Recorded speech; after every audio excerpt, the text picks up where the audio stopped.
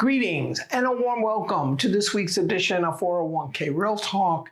This is Fred Barstein, contributing editor at wealthmanagement.com's RPA Omnichannel and CEO at Trout, TPSU, and 401k TV. I review all of this week's stories and select the most important and interesting ones, providing you with open, honest, and candid discussion you will not get anywhere else. So let's get real.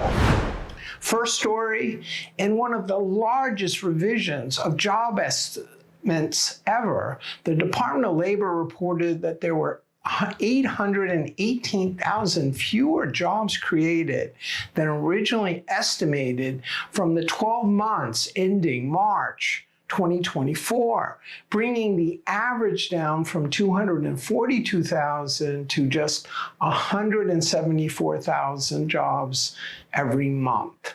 With a lower than expected 114,000 new jobs in July, not only is the war for talent officially over, there are now serious concerns about the job market, which may lead the Fed not to lower interest rates as expected. One of the largest segments affected by the downward revisions was business services and information. So how will all this news affect the use of benefits, especially retirement plans, to help with recruiting and retention? Improvements and focus on DC plans are not likely to disappear, as Fidelity recently reported match increases, and plan sponsors are realizing they can limit administrative work through 360-degree payroll integration and better technology, while provider, advisor, and fund fees continue to decline. Next story, according to the 2024 WTW Global Benefits Attitude Survey conducted with 10,000 employees, more older workers are deploying phased retirement as the face of retirement continues to evolve.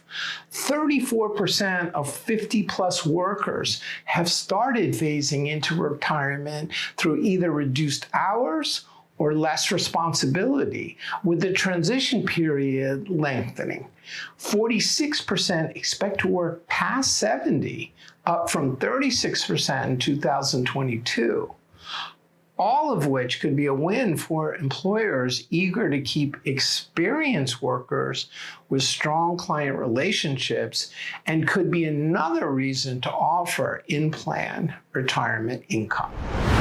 Next story, while auto features have helped more people save for retirement, according to a National Bureau of Economic Research study, it may not be as great as had been thought.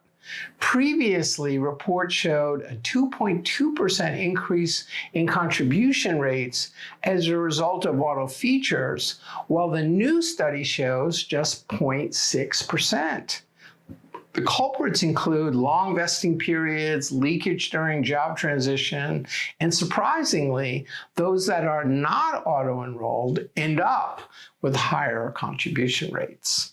Still, no one is arguing that auto features are not good or do not work. We just may need to tweak them a bit to achieve better results. Next story, it's always been assumed that record keeper fees are lower for plans with higher account balances. But according to a recent research by CEM Benchmarking, with 123 plans and 1.3 trillion, the number of participants is more important. With a 10% increase in participants, the fees drop 1.6%. Because costs are based primarily on the number of participants, one explanation might be that providers see opportunities to leverage the convergence of wealth retirement benefits, cross-selling additional services to more participants. Next story, what is brand? Why is it important for financial advisors, and how can they create it?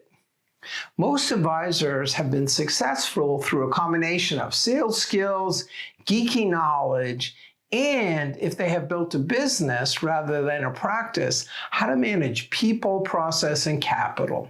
Few understand or value brand, in part because they do not know how to create one. Read my recent wealth management column about the value of brand and how advisors can craft one.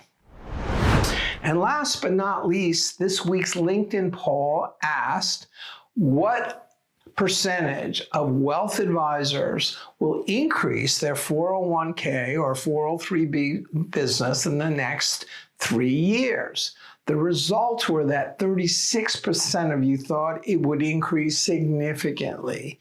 Another 36% thought it would increase somewhat.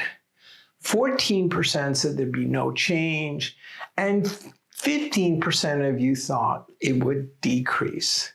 Look for my next LinkedIn poll on Friday.